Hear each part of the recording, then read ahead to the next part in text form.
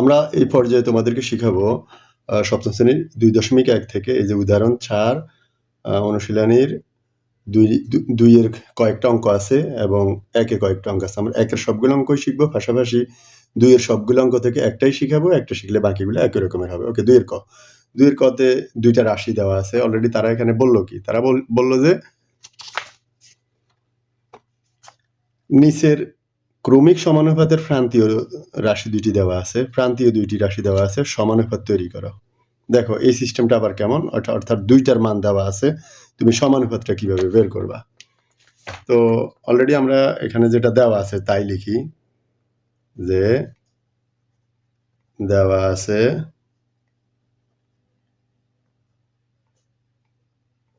প্রান্তীয় রাশি 2টি, অর্থাৎ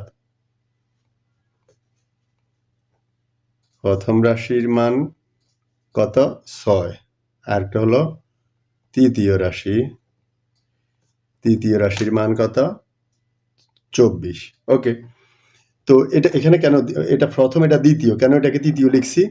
তো এটা লেখার জন্য যেটাকে আমরা এই সূত্রটা এখানে লিখবো, যে আমরা জানি ক্রমিক সমানুপাতে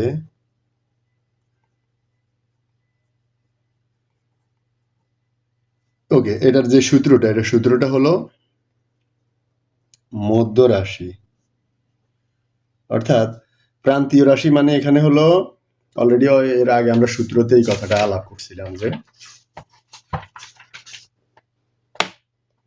ওকে এখানে কিভাবে বলা আছে দেখো, এই যে প্রথম রাশি, দ্বিতীয় রাশি, তৃতীয় রাশি, চতুর্থ রাশি। আর যখন তুমি দেখবা যে অঙ্কতে 2টা রাশির মান দেওয়া আছে, তখন প্রান্তীয় রাশি কোনটা?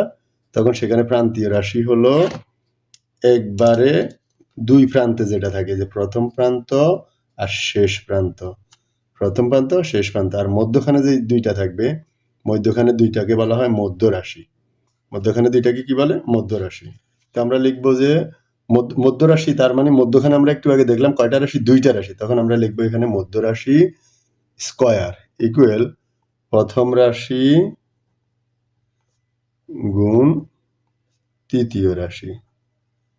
ওকে, তো আমরা এটার সূত্র অনেকটা এর আগে শিখছি। এইভাবে দেখো, প্রথম রাশির সাথে প্রথম এইভাবে যদি থাকে, প্রথম, দ্বিতীয়, তৃতীয়, চতুর্থ, তখন প্রথম রাশির সাথে চতুর্থ রাশি গুণ, আর দ্বিতীয় রাশির সাথে তৃতীয় রাশি গুণ, তখন প্রথম রাশির সাথে একের সাথে 4 গুণ, 2 এর সাথে 3 গুণ, এইভাবে।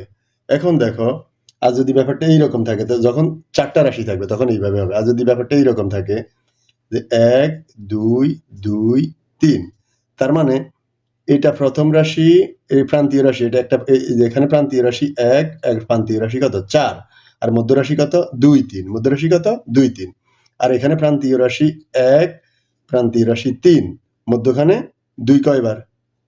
2, একবার, 2 বার।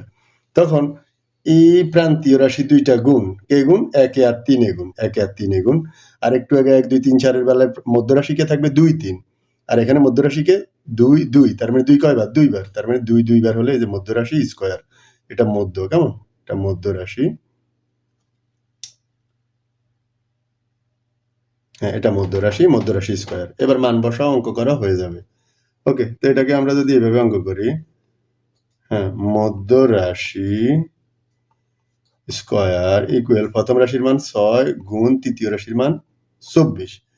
এবার এই পর্যায়ে কি করব খেয়াল করো, এই পর্যায়ে আমরা লিখব যে মধ্য রাশি স্কয়ারটা এখন লিখি না, 6 এবং 24 তুমি গুণ করবা, গুণ করলে কত হবে? 144। 6 24 গুণ করলে 144, আর এই যে স্কয়ারটা আছে, স্কয়ারটা এই পাশে আছে, স্কয়ারটা এই পাশে না লিখে তুমি যদি স্কয়ারটাকে এই পাশে পাঠাও, তখন পাঠাইলে এটা হয়ে যাবে রুট। তো আসো কি দাঁড়ালো মধ্য রাশি আমার, হ্যাঁ মধ্য রাশি, এটাকে রুট করবা, বর্গমূল করবা। তুমি অলরেডি এই এই বইয়েরই প্রথম অধ্যায়ে বর্গমূল করার যেই সূত্রগুলো আছে ওই সিস্টেমে করবা, নতুবা এটাকে ক্যালকুলেটরে করে নিবা, বর্গমূল করলে হবে কত? 12। তার মানে আমরা মধ্য রাশি পেলাম 12। তো তুমি এটাকে ফাইনালি লিখবা যে ক্রমিক সমানুপাতি সমান এই যে প্রথম রাশি 6 অনুপাত দ্বিতীয় রাশি, দ্বিতীয় রাশি, এরপরে আসো এই যে অনুপাত, এটা আবার সমানুপাত, সরি এইভাবে অনুপাত সমানুপাত, প্রথম রাশি দ্বিতীয় রাশি, আবার দ্বিতীয় রাশি লিখবা, দ্বিতীয় রাশি অনুপাত তৃতীয় রাশি, তৃতীয় রাশি কত 24, তার মানে এই দুইটা হলো প্রান্তীয় রাশি, মধ্যখানের এই দুইটা হলো মধ্য রাশি, তার মানে এটাকে এইভাবে লিখবে 6 অনুপাত 12 অনুপাত সমানুপাত, অর্থাৎ সমানুপাত 12 অনুপাত 24। ওকে, এটাই।